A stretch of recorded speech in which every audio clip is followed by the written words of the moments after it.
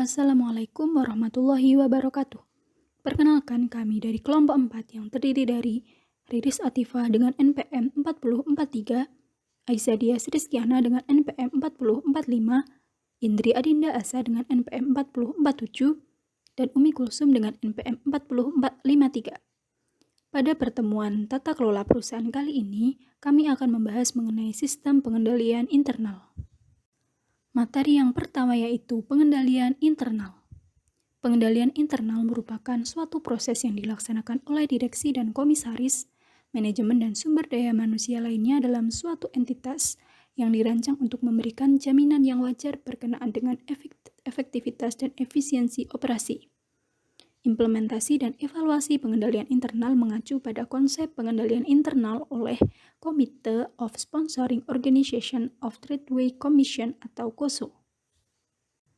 COSO Framework Integrated Approach 2013 version. Pada tahun 2013, COSO mempublikasikan kerangka pengendalian internal terintegrasi yang telah diperbaharui. Tujuannya adalah 1. Agar mampu merefleksikan perubahan-perubahan yang terjadi di lingkungan bisnis. 2. Memformalkan prinsip-prinsip yang terkandung dalam kerangka dasar secara eksplisit yang mewadahi perkembangan efektivitas pengendalian internal. Dan 3. Memudahkan penggunaan COSO dalam proses implementasinya. Komponen pengendalian internal.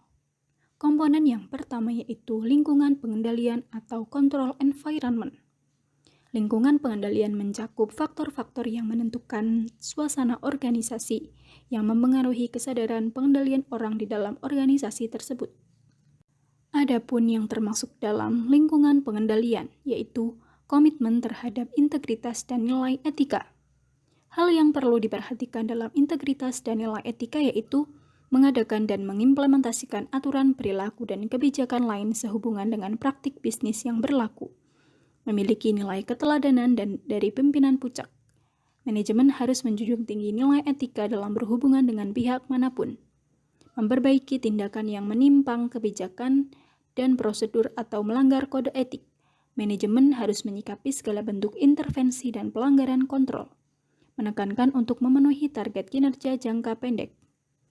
Lalu ada tanggung jawab oversight yang meliputi komisaris, dewan direksi, dan komite audit. Hal yang perlu diperhatikan dalam penyelenggaraan fungsi pengawasan yaitu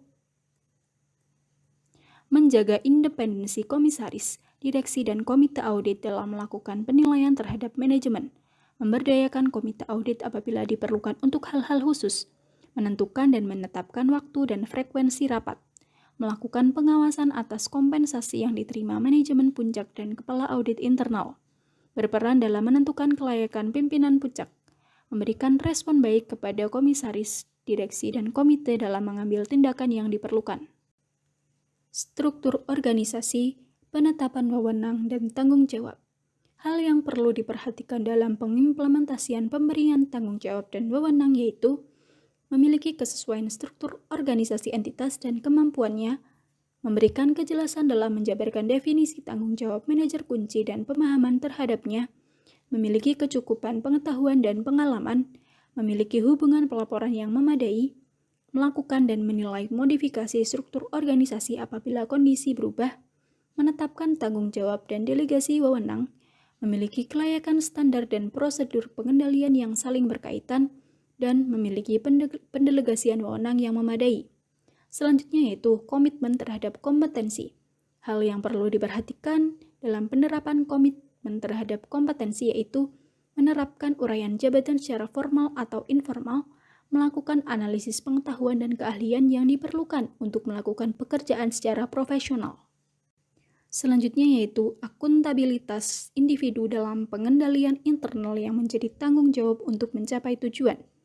Hal yang perlu diperhatikan antara lain mengevaluasi dan menilai kebijakan dan prosedur pengendalian internal, menilai seberapa jauh karyawan secara individu menyadari tanggung jawab yang diemban, dan menentukan tindakan perbaikan yang diambil untuk menindaklanjuti penyimpangan kebijakan dan prosedur. Baik, saya Indri Adinda dengan NPM 19+104047 akan melanjutkan pembahasan materi berikutnya yaitu penilaian risiko.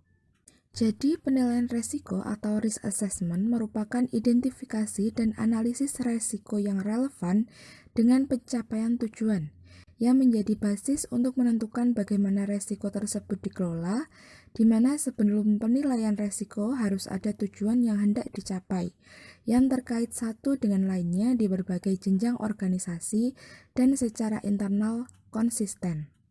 Adapun faktor penilaian resiko antara lain sebagai berikut. Yang pertama, tujuan atau sasaran yang ditetapkan. Yang kedua, identifikasi dan analisis resiko. Yang ketiga, penilaian terhadap risiko kecurangan atau fraud risk. Dan yang keempat, identifikasi dan analisis terhadap perubahan yang signifikan.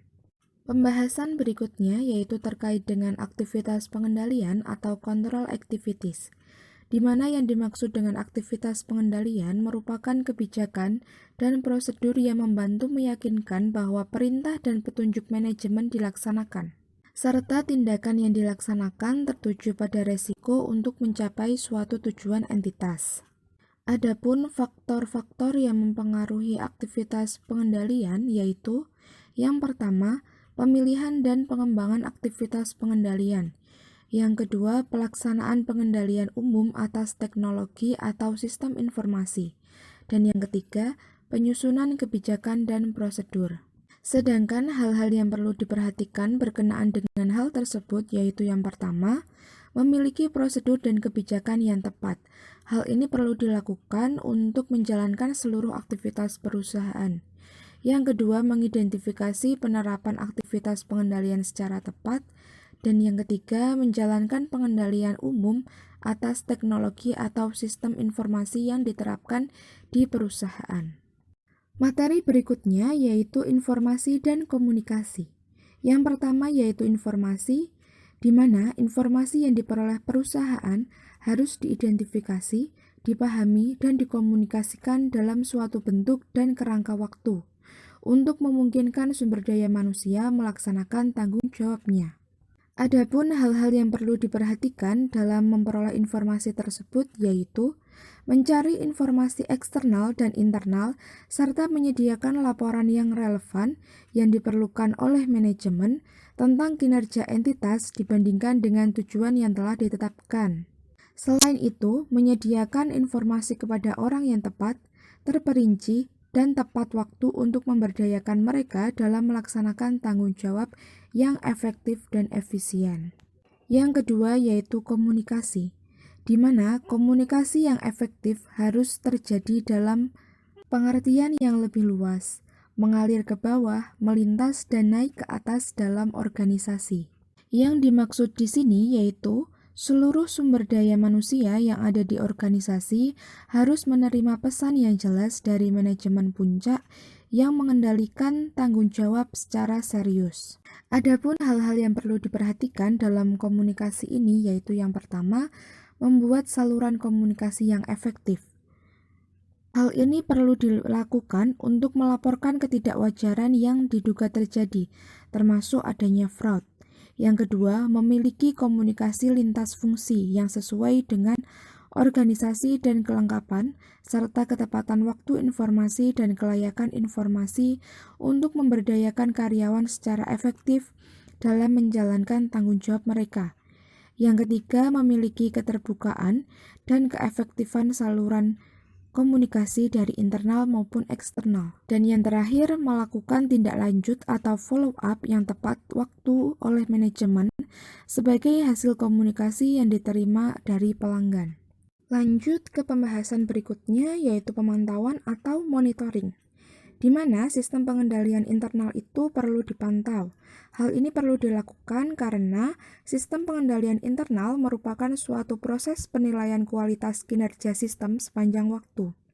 Proses monitoringnya terbagi menjadi dua, yaitu pemantauan berjalan dan terpisah, dan evaluasi serta komunikasi penyimpangan. Yang pertama yaitu pemantauan berjalan dan terpisah. Yang dimaksud dengan pemantauan berjalan yaitu pemantauan yang diterapkan pada kegiatan operasi sehari-hari yang berjalan berulang termasuk kegiatan pengawasan serta tindakan petugas lain yang dapat menguji kualitas kinerja sistem pengawasan internal. Pada pemantauan berjalan ini, ada beberapa hal yang harus diperhatikan, yaitu mensyaratkan setiap kegiatan personel didukung oleh dokumen tertulis dalam sistem pengendalian internal. Kemudian, menguji keakuratan dan reliabilitas interval informasi dengan pemanfaatan data dari pihak luar. Lalu, memberi tanggapan terhadap rekomendasi auditor internal dan eksternal tentang cara untuk memperkuat pengendalian internal.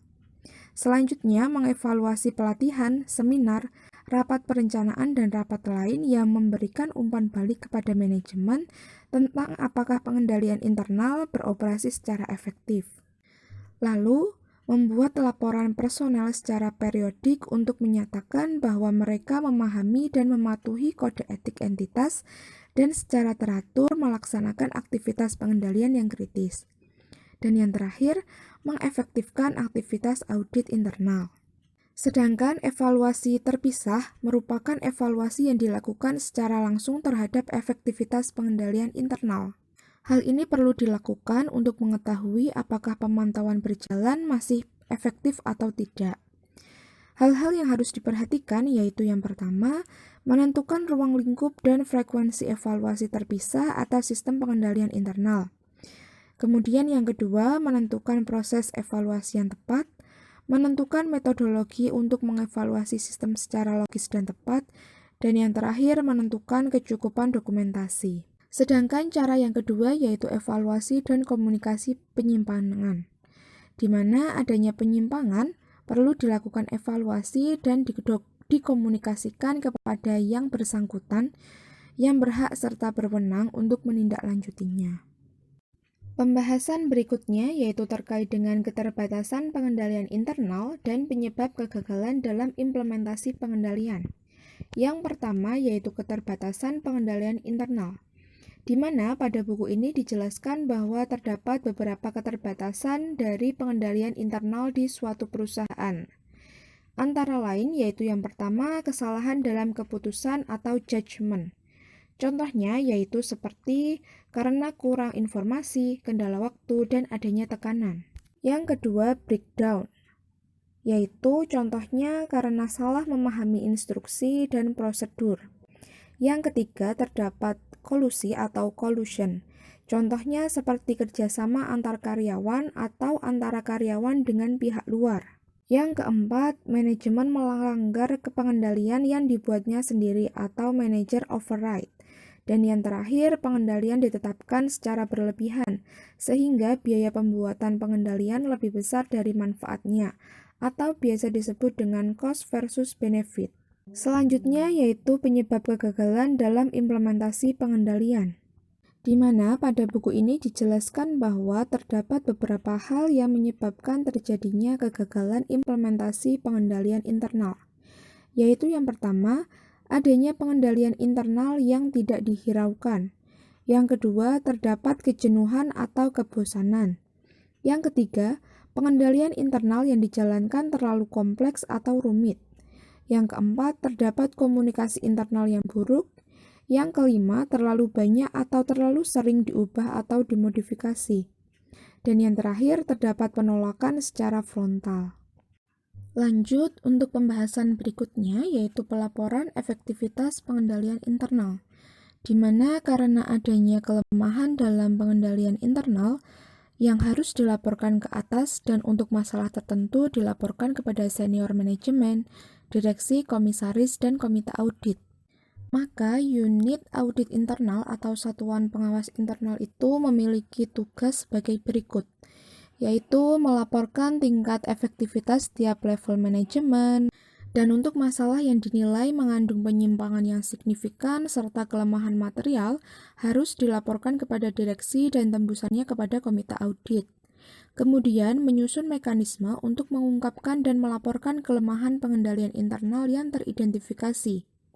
Selanjutnya, menyusun SOP pelaporan yang menjamin penyampaian laporan kepada pejabat yang bertanggung jawab atas efektivitas dan kepada atasan langsungnya, serta kepada direksi dan komite audit untuk hal yang khusus. Dan yang terakhir, tugasnya yaitu menyusun mekanisme dan SOP tindak lanjut untuk meyakini yang pertama, penyelesaian saran, perbaikan atau koreksi, penelitian atas penyebab utama kelemahan, dan perbaikan atas penyebab utama secara komprehensif. Sedangkan laporan efektivitas pengendalian itu harus memuat antara lain, yang pertama, sasaran pengendalian internal yang dituju seperti keandalan, pelaporan keuangan. Yang kedua, pernyataan tentang keterbatasan sistem pengendalian internal.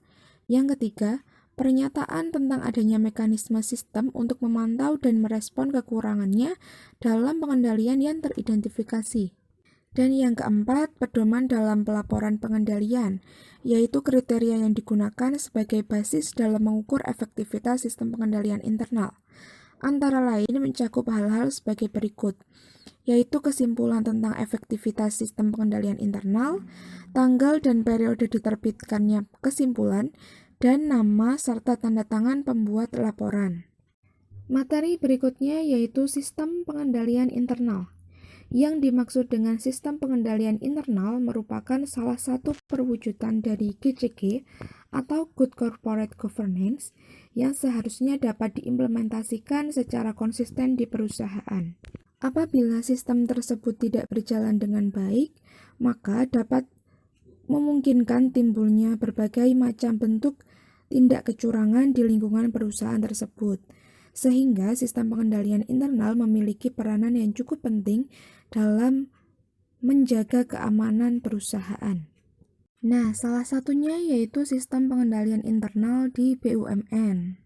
Regulasi yang mengatur terkait sistem pengendalian internal di BUMN disebutkan pada Peraturan Menteri Negara BUMN Nomor Per/01/MBU/2011 tanggal 11 Agustus 2011 tentang penerapan tata kelola perusahaan yang baik atau Good Corporate Governance pada BUMN, terdapat pada bagian ke-7 menyebutkan terkait dengan sistem pengendalian internal, yaitu sebagai berikut. Pada pasal 26 ayat 1 menyatakan terkait di mana direksi harus menetapkan suatu sistem pengendalian internal yang efektif. Selanjutnya, pada pasal 26 ayat 2 menyatakan bahwa sistem pengendalian internal mencakup beberapa hal sebagai berikut, yaitu lingkungan pengendalian internal, pengkajian terhadap pengelolaan risiko usaha, aktivitas pengendalian, sistem informasi dan komunikasi, serta monitoring. Dan pasal yang terakhir yaitu pasal ke-27 menyatakan bahwa direksi menyusun ketentuan yang mengatur mekanisme pelaporan atas dugaan penyimpangan pada BUMN yang bersangkutan. Baik, saya Riris Atifah dengan NPM 19/10443 akan melanjutkan presentasi mengenai sistem pengendalian internal di perusahaan publik. Praktik bisnis yang terbaik di dunia internasional mengharuskan perusahaan yang go public atau terdaftar di pasar modal untuk menerapkan kerangka sistem pengendalian internal dan mengevaluasi serta melaporkan pengendalian internal secara tersendiri. Hal tersebut bertujuan untuk meningkatkan efektivitas pengendalian internal dan transparansi serta akuntabilitas perusahaan kepada publik.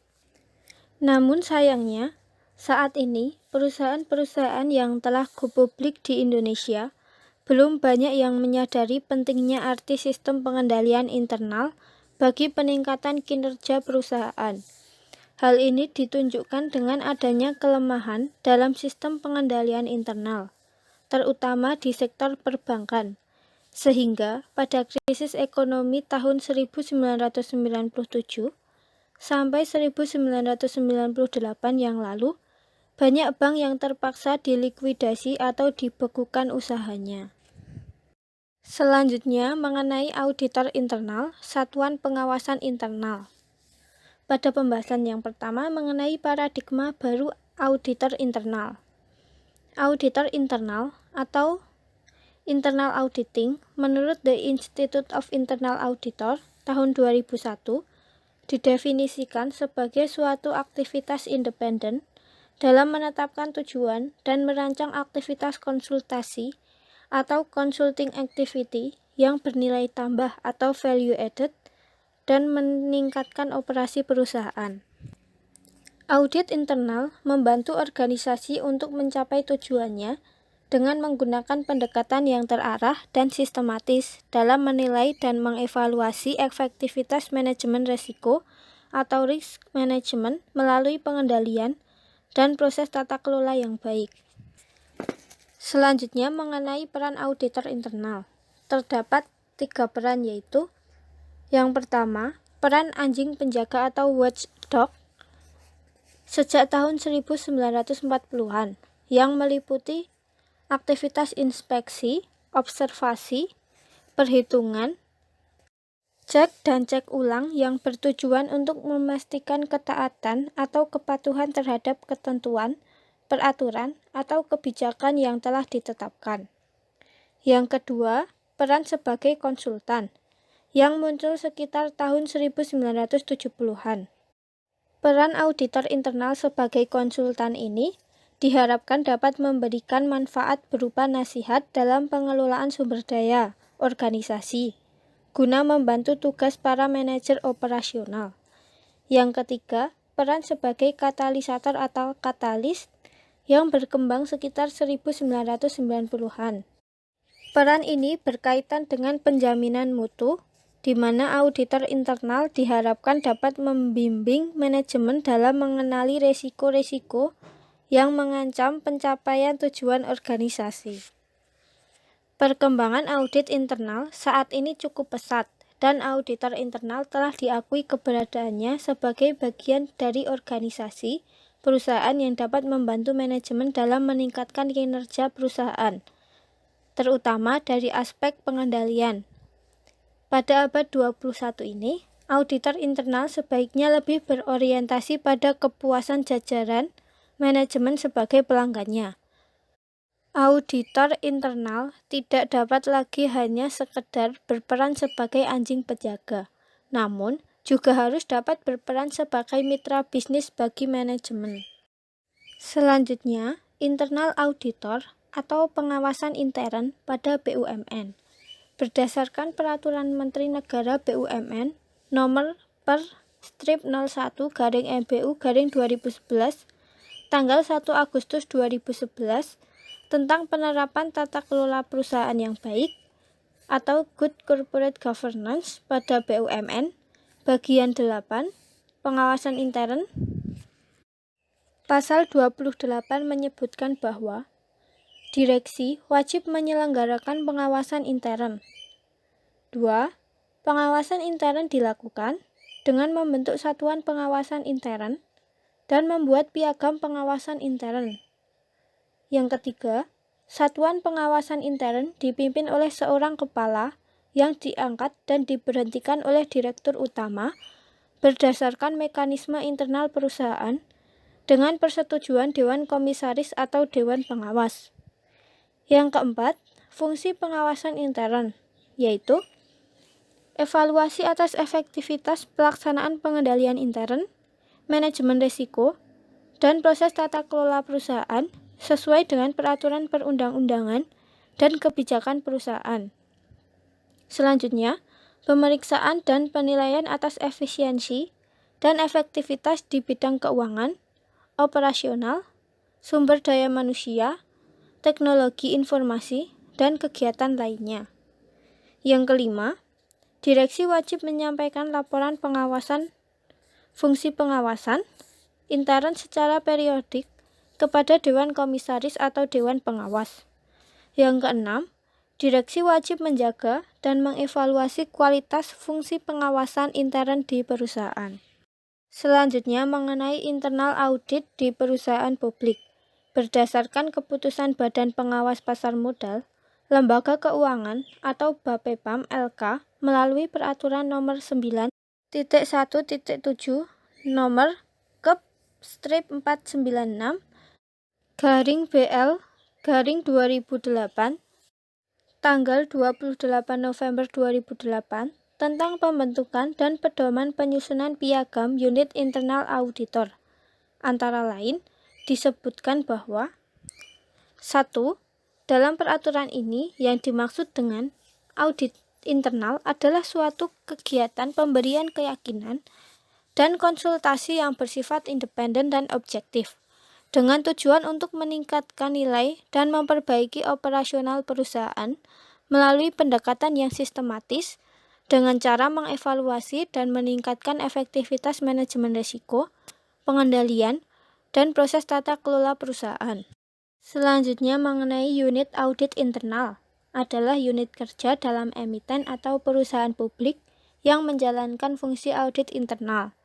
Penggunaan nama atau istilah untuk unit audit internal tersebut dapat ditetapkan oleh masing-masing emiten atau perusahaan publik.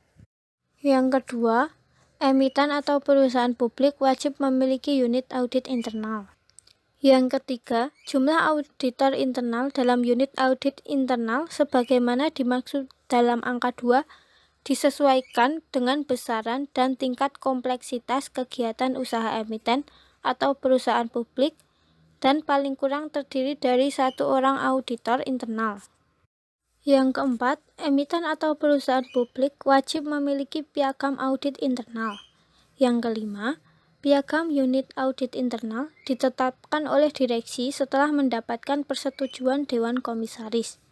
Yang keenam, setiap pengangkatan, penggantian, atau pemberhentian kepala unit audit internal segera diberitahukan kepada Bapepam dan LK. Yang terakhir, dengan tidak mengurangi ketentuan pidana di bidang pasar modal, Bapepam dan LK berwenang mengenakan sanksi setiap pelanggaran ketentuan peraturan ini, termasuk pihak-pihak yang menyebabkan terjadinya pelanggaran tersebut. Selanjutnya, mengenai pendekatan audit berbasis risiko. Pendekatan audit berbasis risiko memerlukan keterlibatan auditor dan penentuan risiko. Penentuan risiko menyoroti peran auditor internal dalam mengidentifikasi dan menganalisis risiko-risiko bisnis yang dihadapi oleh perusahaan.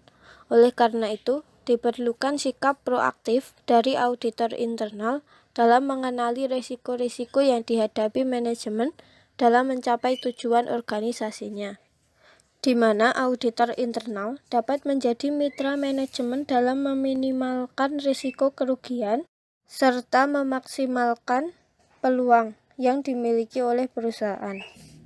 Penentuan risiko memiliki 3 konsep penting, yaitu tujuan atau goal, 2 risiko atau risk, dan pengendalian atau kontrol, di mana tujuan merupakan hasil atau outcome yang diharapkan dapat dihasilkan oleh suatu proses atau bisnis. Risiko adalah kemungkinan suatu kejadian atau tindakan akan menggagalkan atau berpengaruh negatif terhadap kemampuan organisasi dalam mencapai tujuan bisnisnya. Sementara pengendalian merupakan elemen-elemen organisasi yang mendukung manajemen dan karyawan dalam mencapai tujuan organisasi. Audit berbasis risiko ini dapat berhasil dengan baik, maka diperlukan kerjasama antar auditor internal dengan manajemen dalam melakukan penilaian mandiri atas pengendalian. Selanjutnya, mengenai audit internal bernilai tambah. Ruang lingkup audit internal bernilai tambah meliputi yang pertama audit sistem informasi, audit kepatuhan, ketiga audit laporan keuangan dan pengendalian, keempat audit program dan kinerja.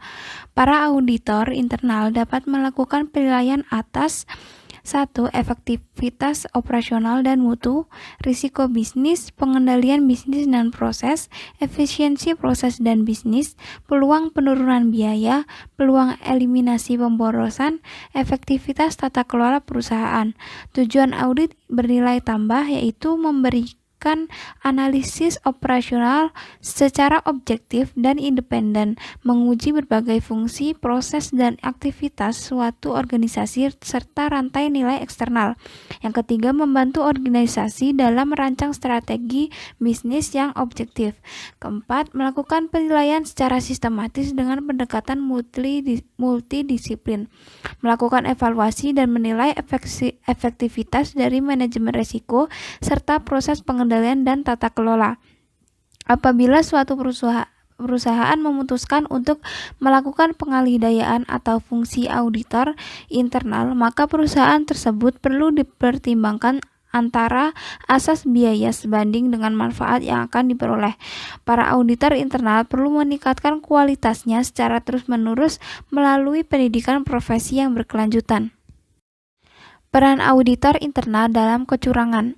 Interpretasi Standar Profesional Audit Internal atau SPAI Standar 1202 tahun 2004 tentang pengetahuan mengenai kecurangan dinyatakan bahwa auditor internal harus memiliki pengetahuan yang memadai untuk dapat mengenali, meneliti, dan menguji adanya indikasi kecurangan. Statement on Internal Auditing Standard atau IAS nomor 3 tentang Deterrence, Detection, Investigation, and Reporting of Fraud memberikan pedoman bagi auditor internal tentang bagaimana auditor internal melakukan pencegahan, pendeteksian, dan penginvestigasian terhadap kecurangan. Selain itu, tanggung jawab auditor internal untuk membuat laporan audit tentang kecurangan. Yang pertama, pencegahan kecurangan melalui peningkatan sistem pengendalian internal selain melakukan struktur atau mekanisme pengendalian internal. Auditor internal membantu pencegahan dengan melakukan pengujian atas kecukupan dan keefektifan sistem pengendalian internal dengan mengevaluasi seberapa jauh resiko potensial telah diidentifikasi. Gejala kecurangan berupa red flag atau fraud indicator. Selanjutnya, pendeteksian kecurangan. Deteksi kecurangan mencakup identifikasi indikator-indikator kecurangan yang memerlukan tindak lanjut auditor internal untuk melakukan investigasi. Apabila diperlukan, dapat menggunakan alat bantu berupa ilmu akuntansi forensik untuk memperoleh bukti audit yang kuat dan valid. Selanjutnya, penginvestigasian kecurangan. Investigasi merupakan pelaksanaan lebih lanjut untuk mendapat keyakinan yang memadai apakah kecurangan memang benar-benar terjadi. Pelaksanaan audit investigasi mengikuti work instruction serta ketentuan yang pernah ditetapkan oleh standar profesi audit internal maupun organisasi Institute of Internal Auditor. Selanjutnya, peran auditor internal dalam mewujudkan GCG atau Good Corporate Governance. Auditor internal dapat berperan dalam mendorong terwujudnya GCG di perusahaan. Beberapa hal yang perlu mendapat dukungan auditor internal misalnya mendorong transparansi dan integritas dalam pelaporan keuangan perusahaan, mendorong akuntabilitas dalam pengelolaan aset perusahaan, mendorong pertanggungjawaban perusahaan kepada publik melalui Corporate Social Responsibility atau CSR, Community Development atau program kemitraan dan bina lingkungan. Mendorong independensi perusahaan terhadap pihak-pihak terkait termasuk pemegang saham minoritas. Mendorong kewajaran dalam pengadaan terhadap pihak-pihak terkait termasuk pemegang saham minoritas. Mendorong kewajaran dalam pengadaan barang dan jasa termasuk dipastikannya tidak ada pelanggaran terhadap UU anti monopoli dan persaingan usaha yang sehat. Fungsi Dewan Audit. Semakin banyak kasus audit kreatif yang membawa fungsi audit menjadi jelek. Audit kreatif semacam itu mencakup praktik tidak etis berikut. Yang pertama, manipulasi harga saham. Yang kedua, melebihkan pendapatan. 3, memanfaatkan kesenjangan dan kurangnya transparansi di bagian USGAAP. Keempat, menampilkan keuntungan operasional yang berlebihan. Kelima, kamuflase hutang. Gagal mengidentifikasi modal dalam neraca yang didedikasikan untuk remunerasi opsi saham. Selanjutnya, gagal mendaftarkan pembelian ekstra dengan nilai mencapai miliaran. Dan yang terakhir, penilaian kreatif dari opsi yang tidak dikutip. Mempertimbangkan semua itu, kerjasama profesional antara Dewan atau ARMC dan fungsi audit eksternal dan internal menjadi semakin penting. Fungsi pengendalian Dewan harus dibedakan dengan jelas dari fungsi pemantauan yang spesifik. Selanjutnya, mengenai kerjasama dengan auditor eksternal. Kualitas utama seorang auditor adalah kompetensi, independensi, objektivitas, transparansi, dan integritas yang diterapkan pada produksi laporan audit.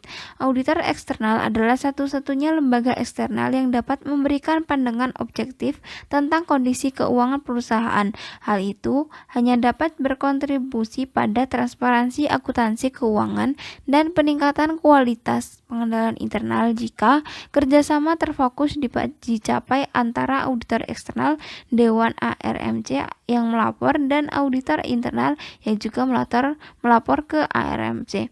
Untuk memastikan independensi auditor eksternal, baik auditor dan perusahaan audit harus diubah secara berkala dan sesuai dengan ahli audit. Perubahan ini harus dilakukan setiap 3 tahun. Kerjasama dengan auditor internal. Tugas auditor internal adalah untuk menetapkan sebagai independen dan objektif sebagai mungkin fungsi pengawasan keuangan untuk ARMC dan Dewan. 3 tugas berikut merupakan fokus perhatian utama. Yang pertama, pelaporan keuangan, observasi target keuangan, asuransi, dan konsultasi mengenai realisasi target atau advisory, sedangkan kualitas dan integritas informasi keuangan dan perlindungan nilai-nilai material dan imaterial adalah fokus utama perhatian. Yang kedua, operasi, pengamatan target operasional dan penilaian sehubungan dari realisasi target. Yang ketiga, kepatuhan, pengawasan kepatuhan terhadap hukum, peraturan, pedoman pada tingkat nasional, industri, atau perusahaan. Dengan demikian, tuntutan yang ditempatkan pada revisi internal telah berkembang. Mereka dulu dibatasi pada tugas kedua, yaitu kepatuhan operasional. Efektivitas sistem pengendalian internal dan kepatuhan saat ini menjadi fokus utama dalam tata kelola perusahaan. Sekian presentasi dari kami tutup. Wassalamualaikum warahmatullahi wabarakatuh.